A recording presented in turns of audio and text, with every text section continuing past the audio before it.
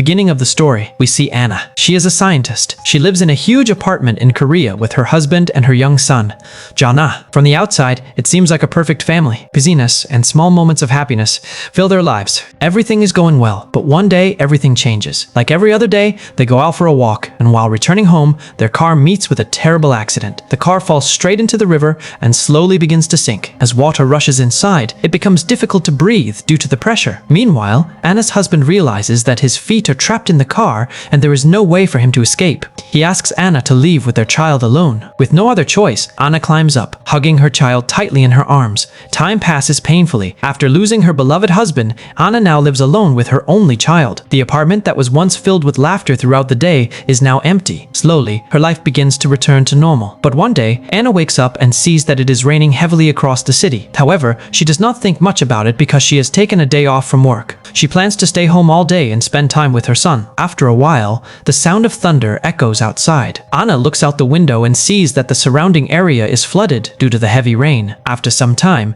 she notices that the water supply to the house has stopped. Just then, Jian runs over and hands Anna a picture he has drawn. She notices that the water supply to the picture he has drawn under her feet. At that moment, a warning message comes over the radio, stating that heavy rain is expected in the city and everyone is being asked to move to the upper floors of their buildings as soon as possible. Anna does not hesitate any longer and starts packing her bags. Just then, her phone rings. Someone is calling from the other side. He introduces himself as Hae-soo, a security officer. He tells her that he is coming to rescue them and asks her to go upstairs without delay. Before he can finish speaking, the call suddenly disconnects and the power goes out at the same time. Anna quickly grabs John's medicine bag and starts looking for him. She finds John hiding in a cupboard, trembling in fear. Anna carries him on her back and comes out, but by then the entire building is slowly sinking into water. As she moves forward, she sees many people like her waiting to go upstairs. There is a terrible crowd near the stairs. After thinking for a moment, Anna decides to try another staircase. This is where the most difficult fight of her life begins. Meanwhile, Jian becomes more frightened by the scene around them. He points out how people are being swept away by the powerful water currents. Anna realizes that Jian is extremely scared, so she starts singing to distract and comfort her son. As she gets closer,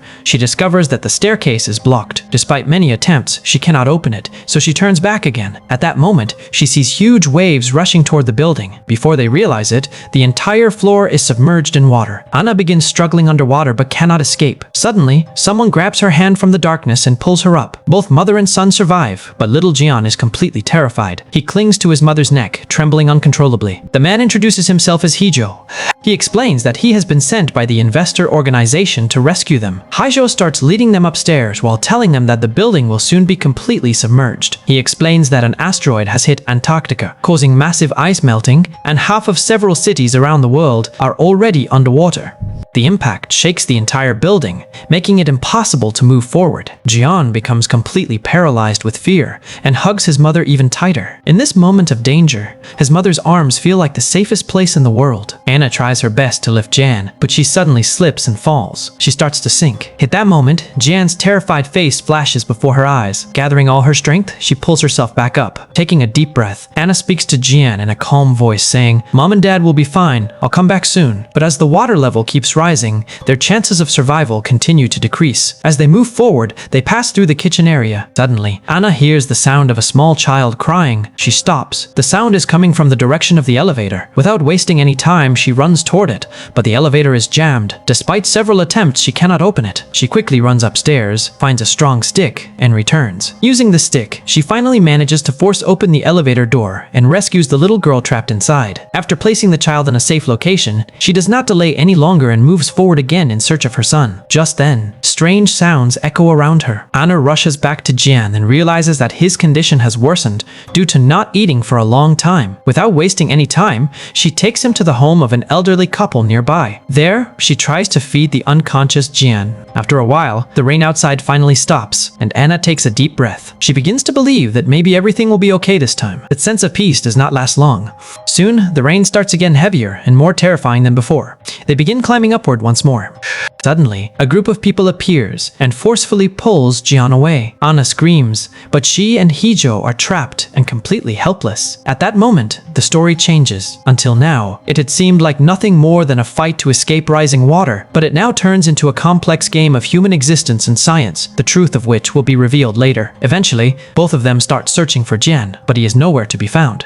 No matter where they look, they cannot find him. They continue moving toward the top of the building, but on every floor, members of the investors' organization are guarding the area. One obstacle after another, one clash after another. They keep pushing forward. While the troubling question remains, why did the investors' organization take Jian? Was it for their own benefit? Just then, a massive wave crashes into the building. Hee-jo is unable to save himself from the violent water and loses his life there, while Anna somehow manages to escape, gasping desperately for breath. It is extremely difficult for her to survive, but even in that moment, all she can think about is Jian. She finally reaches the rooftop, where there is nothing but water and signs of destruction all around. She searches desperately but cannot find her son. That is when she remembers how Jian used to hide inside a closet whenever he was scared. Anna slowly opens the nearby closet door, and there she finds little Jian hiding inside. Seeing his mother, he tightly hugs her. At that moment, it feels as if all the sounds in the world have stopped. But only seconds later, the footsteps of the investors' organization can be heard approaching.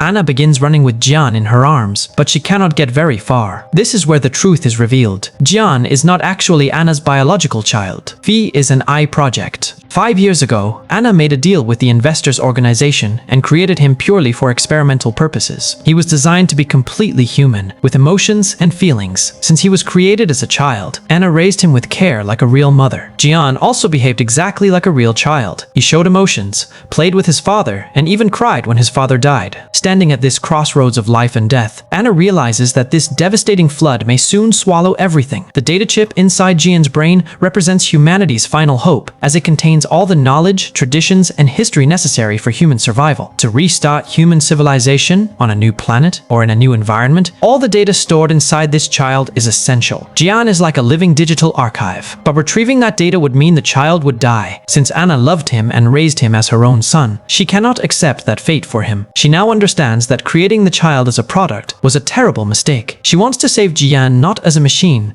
but as a human being. However, the investors' organization only wants the technology for their own benefit, and they do not care if the child dies in the process. In desperation, Anna tells Jian to jump into the water alone. Just then, another massive wave crashes in and swallows everything once again. Anna somehow resurfaces, struggling to stay alive, and after a while, she finds Jian as well. There is no one else around them. They are completely alone in the vast, endless water. Suddenly, everything begins to fade, and the scene shifts once more. It is revealed that Anna and her son Jian have awakened inside a massive experimental tube after passing through countless time loops across the world. This time, however, they are no longer on Earth, but somewhere in space, perhaps in search of something new, perhaps in search of new knowledge. And with this revelation, our story for today comes to an end.